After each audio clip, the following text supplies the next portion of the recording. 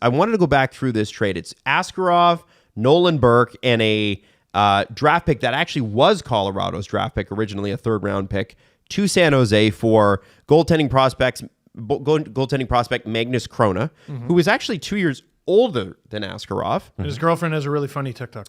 Oh, okay. Yeah. David Edstrom, who apparently the Preds really, really like as a prospect. Late first-round pick. And this is an interesting one. The 2025 first-round pick from the Vegas Golden Knights, giving Nashville 3 picks in the first round this year, which they are definitely trading out at least one of those. Nashville's going to win the 2026 or 7 Stanley Cup with the amount of shit they're just accumulating and building. Man, we're recording their preview later today, so I was researching them, and it's crazy just looking at basically the same roster. Yeah. But Stamkos and Marchessault and Brady Shea. And then also with a bunch of assets for the future. Yeah. Yes. Like, they're in pretty good shape.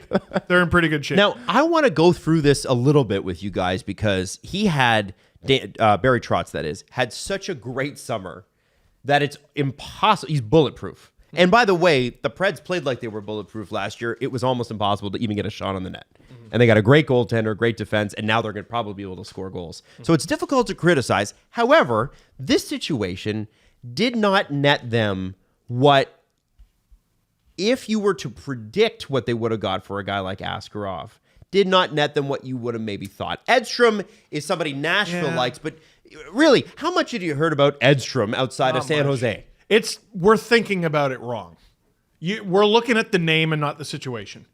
Right. They got killed based on the name. Yes, but the situation, how much of that was self-inflicted? And I want to run through this with you. Interesting. Okay. So August 2nd, here's what LeBrun writes. Circle August 2nd as a key moment. That day on a Zoom call, agent Dan Milstein, we are Gold Star, and his young client Askarov, who was also on the call, had bad news for the Predators. They wanted a more direct path to the NHL. They wanted a trade. They were not going to report to camp otherwise. Yep, you're toast. Now, Barry Trotz's sell to them was, listen, he's like, I went out and I signed who I think is the best goaltending coach in the NHL, Mitch Korn. Yep. Mitch Korn, what do you know about Mitch Korn? He makes goalies good. He, if I'm not mistaken, he had a lot of success in, didn't they steal him out of Long Island? Yeah. Yeah. With the Sorokin, he did Varlamov. Well, Sorokin, but even like resurrecting Robin Leonard's career. Yep. I want to say Varlamov as well. Like, he was damaged goods. Coming out of Colorado. Thomas Greiss. Yeah. Was brutal and then was unreal. Yeah. Yeah. Yeah. Korn is actually his middle name. His last name is actually Flakes. Shut up. I was like, the article says it's Korn. I was actually really defensive there for a moment. The real name. I knew it was a bit the whole time. I saw right through you, Jesse Blake.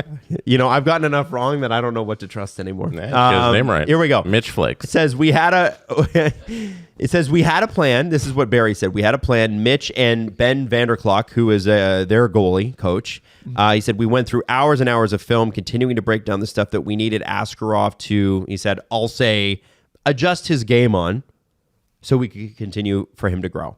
In the meantime, because Saros was a high-volume goaltender, the Preds felt it necessary to bring in an NHL backup, Scott Wedgwood, because they needed Askarov to play more games. So what his role this year, in theory, was going to be is hybrid. You're going NHL, AHL, NHL, AHL, so you get enough games in that your development curve is unaffected. Somewhat like Dustin Wolf, Devin Levi, more Levi than Wolf. So I want to talk about UC Saros and the amount of games he played last year. Okay. So UC is a high-volume guy. He's played in the last 3 years 67, 64, and 64. That's insane. That's a lot of games. It's too many.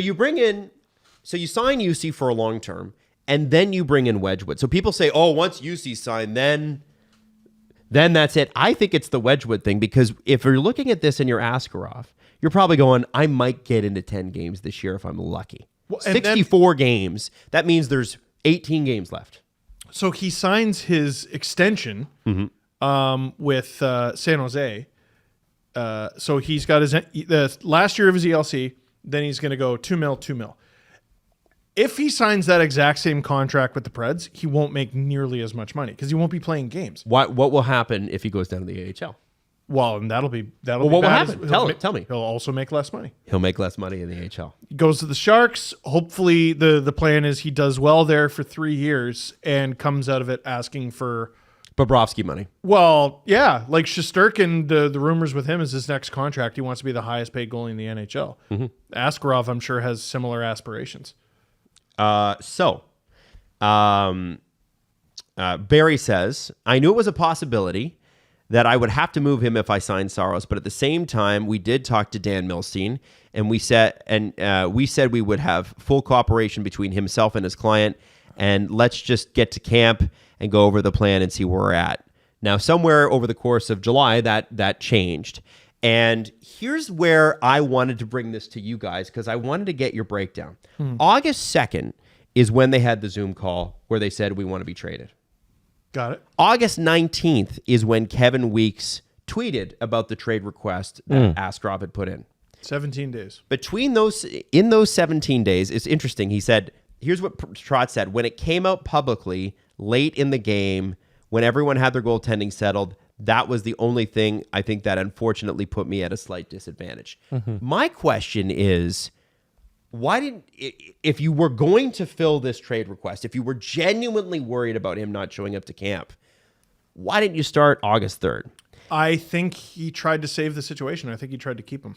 Yeah, I wondered about that too, and I wondered if they were going to say, we dare you. Barry is that kind of guy where he'll be like, yeah, okay. Go ahead and do it. But it happens every single draft. The Russian factor is very real. And, a player like Mitch Marner, when he was much younger, goes, yeah, I'm going to go play in Austria. You go, okay, I bet you are, sweetheart. And then a Russian player says it and you're like, oh shit, he's actually going to go. Oh no. Right. And we may never see him again. Could be a problem. Yeah. And now we're working on a trade, and now he can't even play until next year. And we have a trade, and we're really happy for it, and we're about to pull the trigger, and he tore his groin last game playing against Metallurg Magnitogorsk. Fuck. They'll just go. Yeah. So I think he tried to save the situation. And in Trotz's defense... But there's nothing. Remember, Barry Trotz is the only side that's really interviewed in this article. Yes. Milstein is interviewed, but it's like, we're very excited about his next opportunity. Gives a typical agent BS, let's move on statement, which is fine. If Barry was trying to save it, I feel like he would have said that in the article. Because what I'm sensing is that I think that they were going down that we're not going to be proactive about this. And this guy's going to come to camp and he's going to stamp his feet and then he's going to get to playing hockey. Chicken? And yes. And listen, I understand why Barry Trotz and his staff had that plan. I understand that also in the future, unless Saros goes down with some sort of injury, this is not likely to affect them that negatively. You have UC Saros. Also, Wedgwood could have been mediocre and Askarov could have been friggin' incredible in the preseason.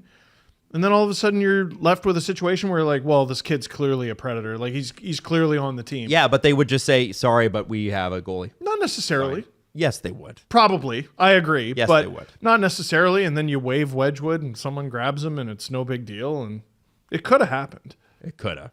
It's if you're the Predators, the best outcome is he comes to his senses and stays. So I understand them dragging their feet a little here.